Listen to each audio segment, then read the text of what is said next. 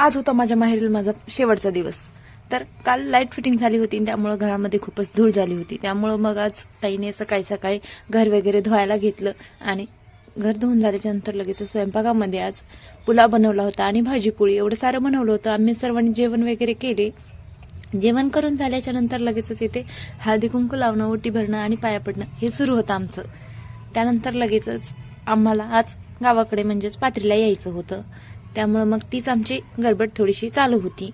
त्यानंतर लगेचच पार्थ आणि प्रांशू दोघे पण खूपच मस्ती करत होते. बघा त्यांची मस्ती अशा प्रकारची असते, एकमेकांना मारणं, एकमेकांसोबत खेळणं, हेच त्यांचं दिवसभर चालू राहतं. असे काहीतरी नखरे करतात. त्यानंतर लगेचच आम्ही ऑटोमध्ये बसलो आणि निघालो.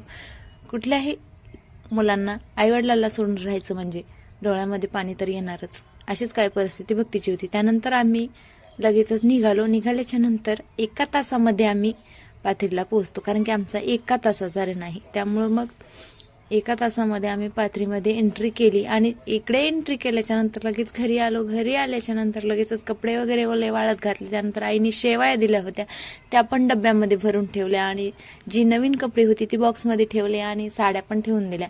मी जे व्यवस्थित केलं होतं त्याचाच पसारा घालणे प्रांशूच चालू होतं. त्यानंतर लगेचच सायंकाळी पास्ता बनवला. असा होता आजचा दिवस. आणि व्हिडिओ आवडला असेल तर लाईक, शेअर, सबस्क्राईब करायला विसरू नका. बाय.